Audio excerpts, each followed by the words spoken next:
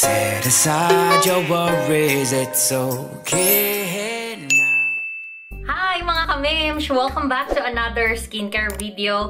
My name is Aya. For today's vlog, another local brand or trending skincare local brand yung ating bubusisihin. And I'm sure kaya ka din nandito kasi gusto mong bumili, naku-curious ka, effective ba? Kasi ako din mga ka-mems, medyo curious din talaga ako sa product na to. And kapag kasi wala akong ginagawa, lagi ako nagtitiktok. Ang dami kong nakikita at napapanood ng mga bagong skincare products. Kaya din naman, napapabili ang inyong memshi. And I'm so glad, available din sila dito sa Spain. Siyempre, hindi tayo magpapahuli, diba? So, what I am talking about is this one from Series Beauty. Ito yung kanilang Milky Boost na Intense Whitening Whip Scrub for face and body. So, ayan siya mga ka-mems. Ito actually ay pinabili ko sa Philippines, okay? So, yung pinsan ko, yung girlfriend niya actually, siya yung nagbebenta ng mga legit na skincare products. And if you're interested, I will put her Facebook profile in my description box below para matanong nyo kung magkano yung presyo. Ito, nung nakita ko siya sa Shopee, nasa 250 pesos siya. And it's 250 mg or grams pala, hindi pala siya mg. So this is for revitalizing and smoothening, lightens dark spots and blemishes, reduces pores, acne, bumps, and scars. So ganito yung packaging niya mga ka-mems. Bongacious yung packaging niya, to be honest. And andito na lahat, mababasa nyo dito kung ano yung mga claims. Dito din sa isang side yung storage condition, warning, yung kung saan siya na manufacture. And then dito naman sa likod yung ingredients, ayan. Tapos nakalagay din yung directions. Tapos wala siyang manufacturing date. Yun lang yung kulang niya, I think. And it says here na it contains power of 9.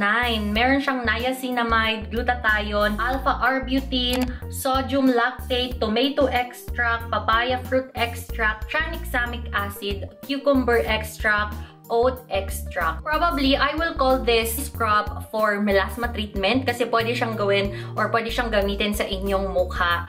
And mas marami siyang forte para sa pagwala or pagtanggal ng mga dark spots and blemishes. So, parang ito yung pinaka-selling point nila. So, tignan natin and i-update ko din kayo after a week siguro ng pag-apply nito or paggamit ko nito. So, tingnan na natin siya sa loob. By the way, naka-seal pala siya. Be aware doon sa mga products na binibili nyo. Most especially kapag sa Shopee kayo bumibili or sa Lazada.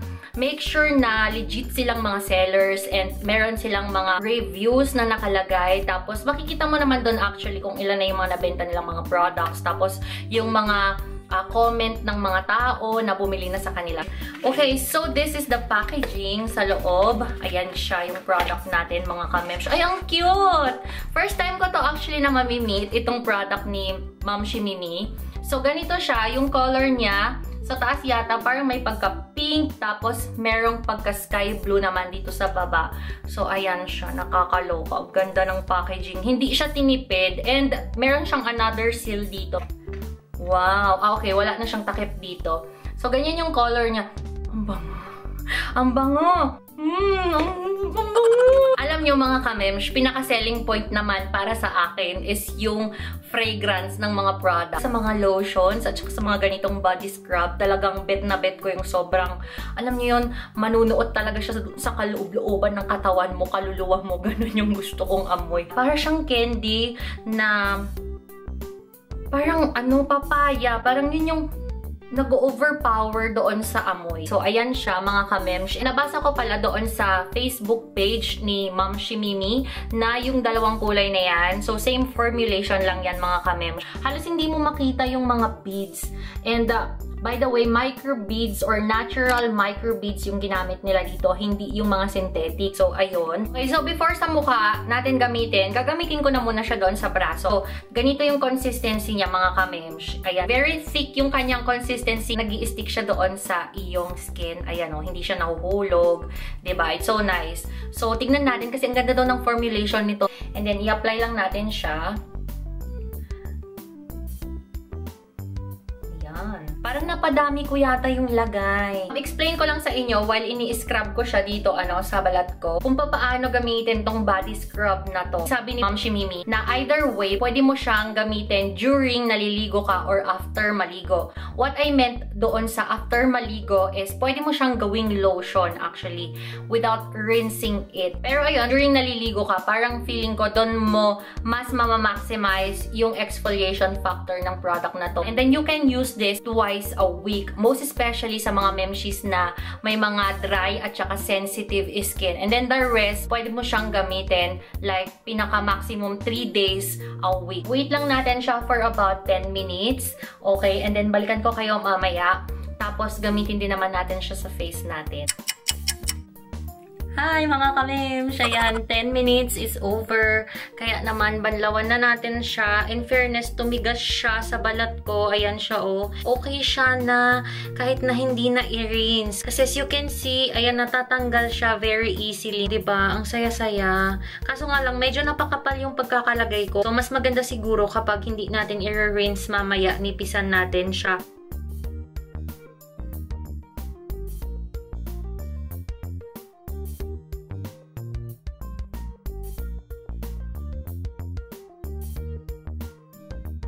So, ayan, mga ka-mems, ang naging result ng ating pagbabody scrub.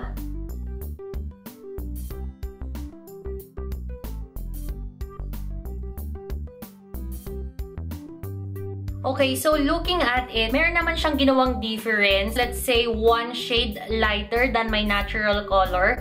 And yung pinaka napansin ko dito is that mga 12 minutes ko siya na iniwan doon sa balat ko, pero hindi siya naging makati and hindi din siya naging mahapde. And diba, nirub natin siya ng nirub doon sa skin natin, and then nung hinuhugasan ko din yung balat ko, actually ay nirub ko din siya. So, hindi siya namula, which is very unusual for me, lalong-lalo na sa balat ko, dahil kapag gumamit ako ng body scrub is meron at meron na naiiwan na, let's say, redness of skin. Kasi ganun ka-sensitive yung skin ko, lalong-lalo na kapag nag-body scrub ako. But with Cerise, mga ka-mems, hindi ko na-experience yon, as in zero na pamumula.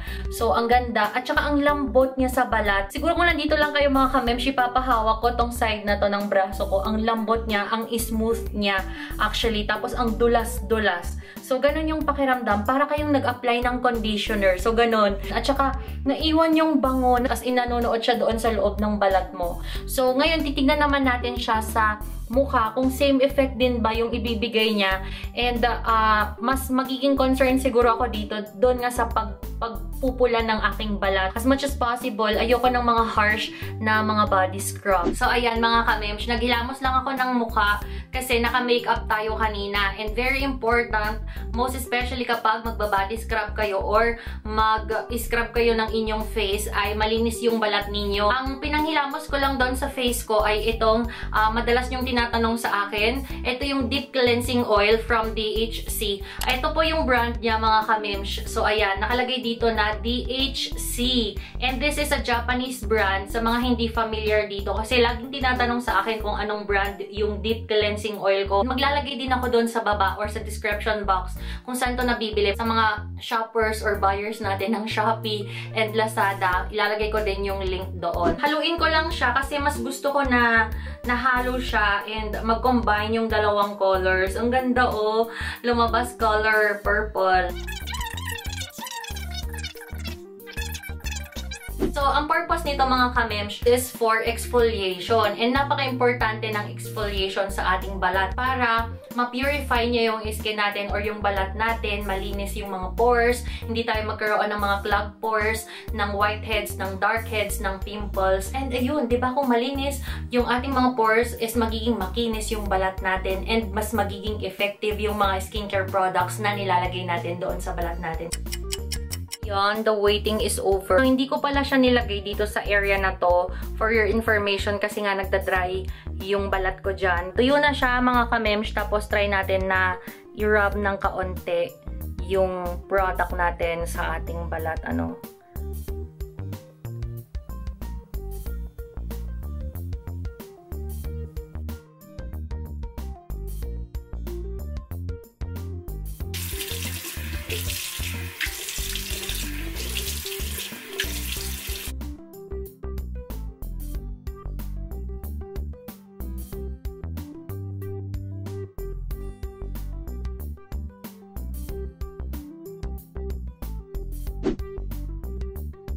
parang ako naghilamos ng conditioner, to be honest. Kasi ganun yung nararamdaman ko ngayon. Ang smooth ng balat ko.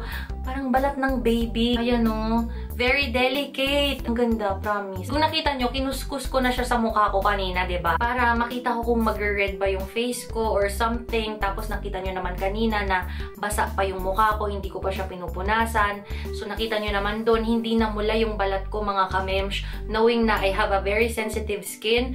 Tapos, hindi din siya mahapde. And feeling ko is itong product na to ay compatible sa skin ko. So probably, hindi lang probably, as in 100% na may incorporate ko to sa aking melasma treatment. Charan! Ayan! With no makeup, no filter, mga kamems. Just as is my skin. So before natin i-end yung vlog natin ngayon, gusto ko lang na ipaalala sa inyo na after your exfoliation, napaka-importante po ang ma-moisturize yung skin ninyo. Itong kay series, kahit na hindi siya nag-dry sa skin ko, maglalagay pa rin ako ng moisturizer ko actually. And then number 2 is, don't forget your sunscreen, most especially kapag lalabas kayo ng bahay. Pero kapag nandito lang naman kayo sa loob ng bahay, okay na yung soothing gel or else yung moisturizer. So, ayan mga kamems, sana ay nag-enjoy ulit kayo sa vlog natin today and sa ating product review kay Milky Boost Intense Whitening Whip Scrub. So ayan, maraming salamat ulit sa inyo mga kamems sa panonood ninyo today. And please don't forget to subscribe to my channel and click the notification bell para parati ko kayo ma-notify every time na mag-upload ako ng mga skincare videos o kahit na anong videos pa yan mga kamems. So maraming salamat ulit sa inyong panonood. I will see you again in my next video. Bye!